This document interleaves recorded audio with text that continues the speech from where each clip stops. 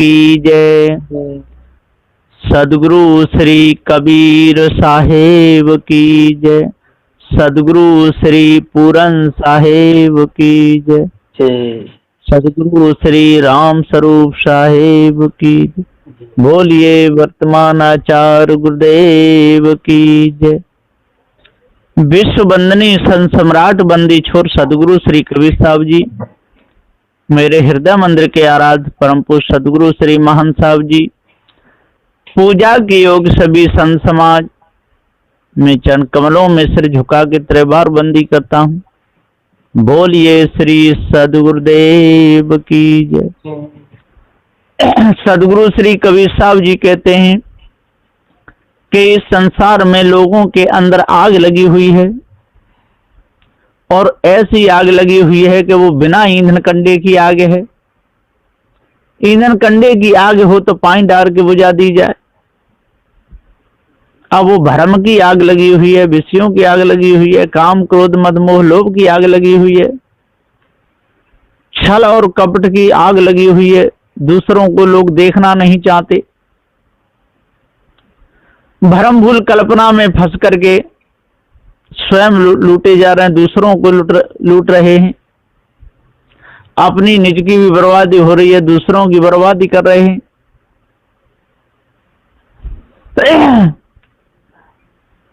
गुरुदेव जी कहते हैं कि एक ने तपस्या की तो तपस्या के बल पे कोई देवता आ गया। वो बोला भैया तू मांग ले, क्या मांगेगा? और जो तू मांगेगा उससे दूना तेरे पड़ोसी को मिलेगा। अब वो सोचता है कि मेरे से दूना पड़ोसी को मिलेगा तो क्या करूं। उसने कहा कि मेरा एक पैर टूट जाना चाहिए तो पड़ोसी के दोनों टूटेंगे।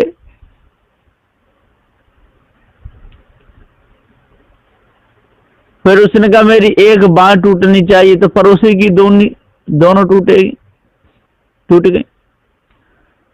फिर कहा कि मेरी एक आंख फूट जानी चाहिए तो पड़ोसी की दोनों फूट गई। फिर कहा मेरे दरवाजे पर एक कुआं होना चाहिए तो पड़ोसी के पे दोनों हो गए। ये तो दृष्टांत है, ऐसा होता नहीं है, परंतु लोग ऐसा ही सोचते हैं। तो सदगुरुदेव जी कहते हैं कि जब तक मन के विकार दूर नहीं होंगे तब तक अंदर की कालमा मिट नहीं सकती है। कर बुरा होगा बुरा, कर भला होगा भला। दूसरों का बुरा करेगा तो तेरा बुरा ही होगा, दूसरों का भला करेगा तेरा भला होगा, और प्रारब्ध का भोग तो भोगने में आ जाएगा। यदि किसी के शरीर पर संकट आया तो समझ लेना चाहिए इस जन्म में मैंने कुछ नहीं किया, ऐसा क्यों हुआ। तो ये पता चल गया कि पूर्व जन्म का ये फल सामने आया है। 1 साल रहा वो दुख, 2 साल रहा, 3 साल रहा, मिट गया तो समझ लो कि उसने भोग लिया और मिट गया। बिना भोगे कर्म का फल तो छूटता है ही नहीं, कर्म का फल तो भोगना ही पड़ता है। जैसे एक सेठ था, उसको बहुत ज्ञान था, पारखी सदगुरु उसके थे। उसकी बहुत बड़ी फैक्ट्री थी, हजारों लोग काम करते थे। जब सारे नौकर चले गए तो शाम को डाकुओं ने चढ़ाई की, उसे पता चल गया तो मिर्ची का ढेर लगा था। उसमें अंदर अपने मुख पर कपड़ा और लपेट करके और गले तक नीचे वह मिर्ची के ढेर में घुस गया।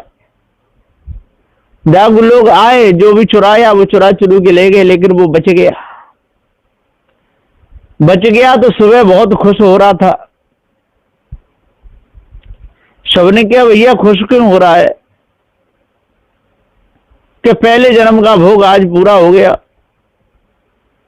मैंने किसी की चोरी करी तो मेरी हो गई, लेकिन मैंने किसी का गला नहीं काटा तो मेरा गला बच गया, इतना अच्छा हुआ। तो ज्ञानी काटे ज्ञान से, मूर्ख काटे रोए। ये दुख तो आते ही रहते हैं अनादिकाल से, और ऐसा हमने कोई कर्म नहीं छोड़ा जो नहीं किया हो, सारे कर्म किए, और वर्तमान में जो भोग करके पूरे हो जाते हैं यहीं पूरे हो जाते हैं। कोई 6 महीना में, कोई साल भर में, कोई 1 साल में, कोई दुख आता है, संकट आता है। और किसी को हमने बहुत भारी विशेष दुख दिया है, जैसे गरम बलहम करके और किसी भैंसा में घुस दे या किसी हाथी घोड़े में, और वह बेचारे के घाव हो गया और तड़प तड़प करके और मर गया। वो दुख हमको आज से अंत तक भोगना पड़ता है मनुष्य जन्म में आकर के। वो उसके लिए कितने भी दवा करा लो, कुछ होने वाला नहीं है। हाँ, दर्द की गोली खा लोगे, कुछ देर तक राहत मिल जाएगी, और जब वो गोली का नशा जब हटेगा तो दर्द फिर तैयार हो जाएगा। तो समझ लीजिए कि पहले हमने ऐसा किसी को विशेष महा दुख दिया है, इसलिए दवाई गोलियां काम नहीं कर रही हैं। तो सदुदेव जी हाँ कहते हैं कि आज वर्तमान में विचार अपने शुद्ध रखो, इस आग को बुझाओ, काम की आग, क्रोध की आग, लोभ की आग, मोह की आग, आशा तृष्णा छल छिद्र कपट की आग, इस आग को बिल्कुल मिटा दो। अपने आप को जानो। सबसे ज्यादा परेशान करने वाली है विषय वासना की आग, भ्रम भूल कल्पना की आग, और आगे तो बिट भी जाती हैं। जैसे पुत्र ने कुछ कह दिया और ज्ञान बोध हुआ तो वो भी आग मिट जाती है, कोई किसी का नहीं है। स्त्री ने कुछ किया वो भी मिट जाती है कि वो कहूंगी मैं कहाँ का, अरे हो गया, शांति मिल जाती है। मित्र ने कुछ कह दिया वो भी सब कुछ हो जाता है। पर जो दो आगे हैं, संत गुरुजन बताते हैं कि जब तक विषय वासना और भ्रम भूल कल्पना पे विजय प्राप्त नहीं करेगा तब तक संसार से मुक्त हो ही नहीं सकता है किसी प्रकार से। ये दो ही आग महा विशाल अग्नि में जलाने वाली है, और ये अग्नि है ही। तो जो इन पे विजय प्राप्त करेगा और संसार से उपराम होगा तो बचेगा, और नहीं तो बचने वाला नहीं है। क्योंकि दूसरों को फंसाएगा तो स्वयं फंसेगा, और दूसरों को गिराएगा स्वयं गिरेगा, और दूसरों को जलाएगा स्वयं जलेगा। दूसरों को जलाने वाला, दूसरों को सताने वाला, दूसरों को दुखाने वाला, भ्रम भूल कल्पना में फंसाने वाला, तंत्र मंत्र जादू टोना में फंसाने वाला, नदी नालों की पूजा करवाने वाला, वृक्ष पेड़ रुखों की पूजा करवाने वाला, चंद्र सूर्य की पूजा करवाने वाला, आकाश पाताल की बात कह के सबको भरमाने वाला महाछलिया ठग होता है। ऐसों के चक्कर में जो फंसेगा वो बचेगा नहीं, वो तो उल्टे मुंह गिरेगा, वो तो चमगादड़, उसको तो बनना ही पड़ेगा। क्योंकि ऊपर कोई है नहीं, ऊपर को मुंह कर करके बताता है कि ऊपर देवता बैठे हुए। कोई क्या देवता तो ऊपर रहता है, भगवान ऊपर रहता है, अल्लाह खुदा ऊपर रहता है, चंद्रमुख शिला ऊपर है, सब ऊपर ही ऊपर है। फिर वो चमगादड़ बन करके उल्टा लटकता है, और फिर वो टट्टी करता है तो उसके मुंह में होकर के नीचे गिरती है, तो लोग समझते हैं कि चमगादड़ मुंह में होकर के टट्टी करता है। मुंह में होकर के टट्टी नहीं करता, टट्टी का द्वार तो वही गुदा द्वार होता है। तो वो उल्टा लटक रहा है और ऊपर से टट्टी करेगा और आएगी तो मुंह पे होकर के आएगी। इसी प्रकार से सदगुरुदेव जी कहते हैं कि जितने जे मुख में तमाकू और जे खा के बीड़ी सिगरेट पी करके उधर से खाते हैं उधर से ही फूंक देते हैं। तमाकू को खाते रहते हैं और पिच आंगन को गंदा करते रहते हैं। ठीक इसी प्रकार बीड़ी पीते हैं उधर से ही धुआं को निकालते रहते हैं, सिगरेट पीते, गांजा पीते हैं। अब क्या करेंगे, जो उधर से खाएंगे उधर से देखो वगैरह। तो सदगुरुदेव जी कहते हैं कि जब तक इन विकारों को अपने अंदर से दूर नहीं करेंगे और भ्रमभूल कल्पना को नहीं तजेंगे और मनुष्य जन्म में आकर के इन विकारों को नहीं निकालेंगे तब तक इनको शांति मिल ही नहीं सकती। क्योंकि जीव के स्वरूप में तो ये कोई कमियां है नहीं। जीव तो अजर अमर अखंड स्वयं स्वरूप निर्विकार है, लेकिन जब जब मनु जन्म में आता है तब तब इसकी भूल हो जाती है, निज की भूल हो जाती है। यही सबसे बड़ी भूल है। इसलिए इसके ऊपर आवरण पड़ जाता है, पर्दा पड़ जाता है, विषय वासना भ्रम भूल कल्पना का इसमें दब करके और फिर चला जाता है। और जब जब छूटने की भूमिका पे आता है और तब तब इसके ऊपर जो आवरण छा जाते हैं। इसलिए ये ज्ञान स्वरूप है, अपने आप को जान नहीं पाता है। तो यदि इन पर्दाओं को समझाए, आवरणों को समझाए, इस मोटे भाग को समझाए, जीने भाग को समझ जाए तो बच सकता है। तो मल विच्छे आवरण के दाग हैं, ये पर्दे पड़े हुए, मल का मोटा है, मल विच्छे नाना प्रकार की मानंदी आवरण इसके ऊपर पड़ गया। इसी में सारा संसार भूला हुआ है, धोखे में फंसा हुआ है, सारे संसार के लोग और तड़प रहे हैं। यहाँ तक काग पेड़ों के चक्कर लगाते हैं, कोई नीम के चक्कर लगाता है, कोई आम के चक्कर लगाता है, कोई तुलसी के चक्कर लगाता है, कोई केला के चक्कर लगाता है, और कोई चामुंडा मैया के चक्कर लगाता है द्वार पे, और खूब गाते रहते हैं। पेट में ढोलक बांध लेंगे, पंसरी बांध लेंगे और नाचेंगे कि मैया मेरी बड़ी होशियार, पीपरिया लगाए ले जाने छाया को, ऐसे कह कह के झुन झुन बजाते रहते हैं। बहुत सी पंसुरियां बांध लेते हैं पैरों में, और पंसुरियों का एक बना लेते हैं, एक बंडी जैसी, उसको पहन लेते हैं और फिर घूमते हैं इधर से उधर, उधर से उधर, और गाते रहते हैं मैया मेरी बड़ी होशियार, पीपरिया लगा ली जाने छाया को। ऐसे कहे। अब बेचारी मैया को पता ही नहीं है कि जाने पीपरिया छाया को लगाई है, काय के लगाई है, क्या है, वो क्या जाना बेचारी। उसे ये भी नहीं पता कि मेरे आसपास कौन नाच रहा है। और पत्थर को ला ला के रख लेते हैं बटिया, और उनकी पूजा करते रहते हैं। शालिग्राम ला ला कर गंडू की नदी में से ले आते, गोल गोल पत्थर आ जाते हैं घिस घिस करके, उनको उठा के लाते हैं कि ये शालिग्राम है। एक बहुत छोटी बटिया थी, जैसे बकरी की लेहड़ी होती है। अब एक आया, मान के पंडित जी महाराज कहा कि हमको कोई ज्ञान बोध विचार हो जाए, ऐसा कोई उपदेश दिया दे दो। तुम्हारा उपदेश दिया, और उपदेश दे करके वो शालिग्राम की बटिया थी, छोटी बकरी की मैगनी लेहड़ी जैसी, उसके हाथ में रखी और पानी कर दिया। तो और मंत्र बोला कि लो इस पानी को पी लो। तो वो पानी के धोखे में बटिया को पी गया, अंदर चली गई। अब पेट में बटिया गई। पंडित बहुत नाराज हुआ, तेने बेवकूफ तेरे शालिग्राम को, और पी लिया। वो बोला नाराज क्यों हो जाता है, सुबह टट्टी करे नहीं जाऊंगा, निकले आए तेरे को दे जाऊंगा। मन भगा दिया। पेट में वो रहेगी क्या, वो तो मतलब फिर बारी आ जाए, छोटी सी बटिया। तो सदुदेव जी कहते हैं कि पत्थरों को जो शालिग्राम मान कर ठाकुर जी मान करके पूजते रहते हैं, है ना। तुलसी है, तुलसी को कहते हैं कि श्राप दे दिया था विष्णु ने, इसलिए तुलसी बन गई वो बिंदा, और वहां ने श्राप दिया तो वो शालिग्राम बन गई। और अभी देखो तुलसी ठाकुर जी पे चढ़ाई जाती है? तो 8 पैर 64 घड़ी और ठाकुर के ऊपर ठकुरानी चढ़ी। तो ठाकुर जी है शालिग्राम और ठकुरानी है तुलसी। तो सदुदेव जी कहते हैं लोगों को न लिखते में शर्म आई, न कहते में शर्म आई, न मंत्र बोलने में शर्म आई। ऐसे ऐसे लोग ऐसे ऐसे मंत्र बोल बोल करके सारे संसार को भरमा रहे हैं, धोखे में डाल रहे हैं। इस लोगों को पढ़ते रहते हैं, दूसरों को धोखा देते रहते हैं, कथा रामायण भागवत की बातों को खूब सुनते और सुनाते रहते हैं। तो कहते हैं कि जब तक कथा को नहीं सुनोगे, भागवत को नहीं सुनोगे, तब तक उद्धार हो ही नहीं सकता। और ब्राह्मण के मुख से सुनना चाहिए। अब इनको ये पूछो कि ब्राह्मण आया कहाँ से, आकाश से आया कि पाताल से आया। और इन लोगों ने तो ब्रह्मा जी की तो बेचारे की दुर्दशा कर दी ना, वो स्त्री छोड़ा ना पुरुष ही। कैसी कैसी बात के मुख से, ब्रह्मा के मुख से और ब्राह्मण निकल पड़ा, और भुजाओं से छत्री, नाभि से वैसे, पैरों से शूद्र। ये चारों ब्रह्मा ने इनकी उत्पत्ति करी और पालन किया विष्णु ने, और संहार करने वाला महादेव।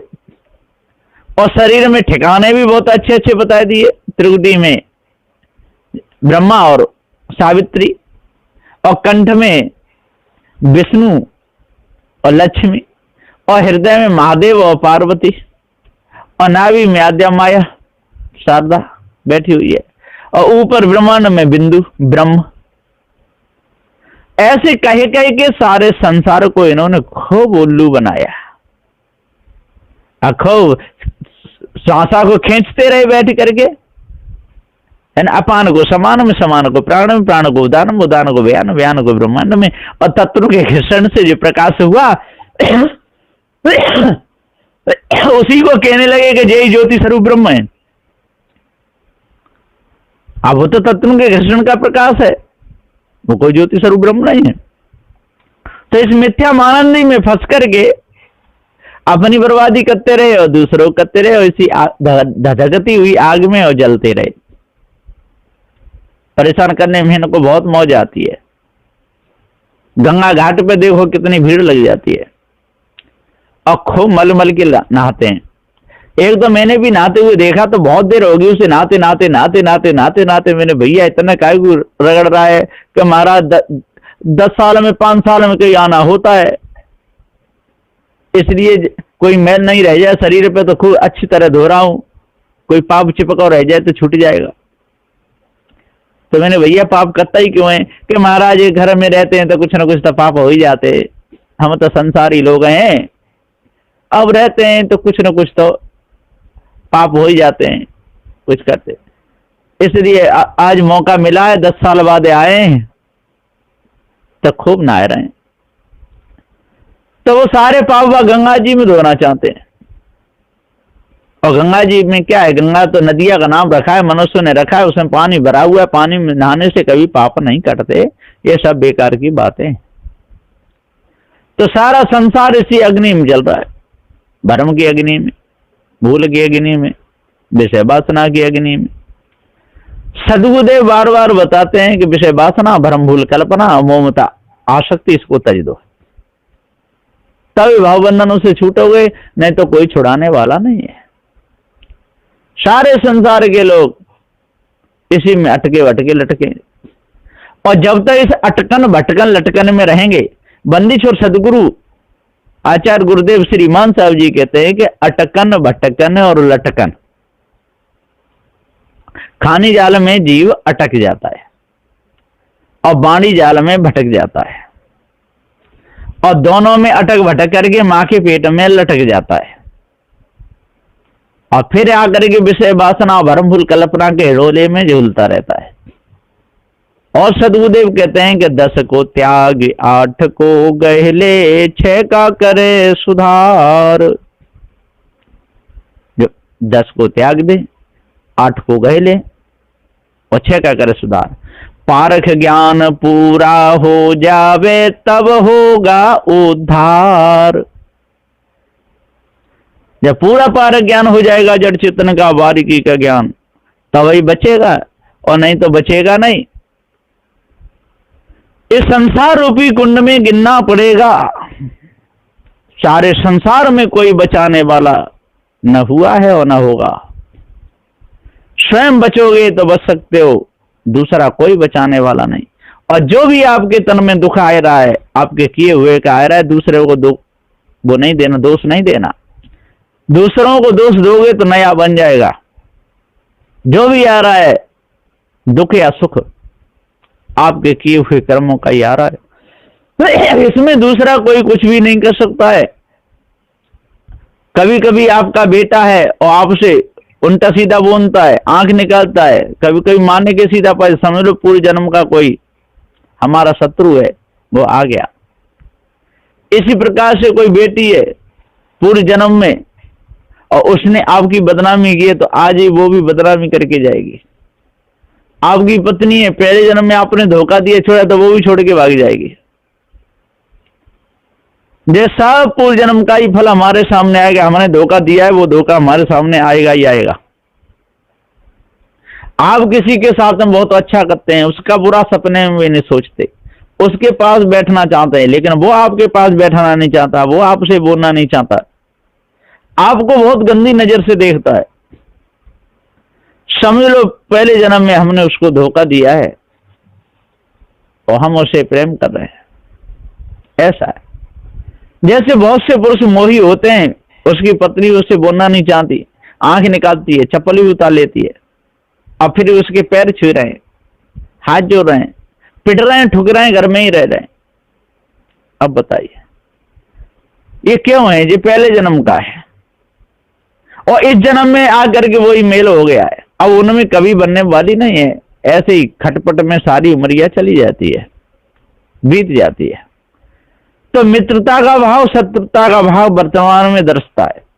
जो ज्ञानी होते हैं, जो पारखी होते हैं, वो इस भाव को समझ लेते हैं, और जो पारखी नहीं होते, ज्ञानी होते, वो इस भाव को नहीं समझ पाते। तो सदगुरुदेव जी पुकार के समझाते हुए कहते हैं कि हे भाई ज्ञानी विद्वानों, 4 वेद 6 7 18 पुराणों के ज्ञाता हो, जपी तपी सन्यासियों, आज अपने इस भेद को पारखी संतों के द्वारा समझ लो, तब आपके अंदर से कालमा मिटेगी और आपका जीवन शुद्ध होगा, आपका अंतःकरण पवित्र हो जाएगा, मन की कालमा मिट जाएगी, तब शांति मिल सकती है। और इन्हीं कर्मों में जलते रहोगे, काम क्रोध मद मोह लोभ की अग्नि में जलते रहोगे, तो आपको कभी शांति नहीं मिलेगी। ऐसा निर्णय है बंदिछो सदगुरुदेव का। बोलिए श्री सदगुरुदेव की जय।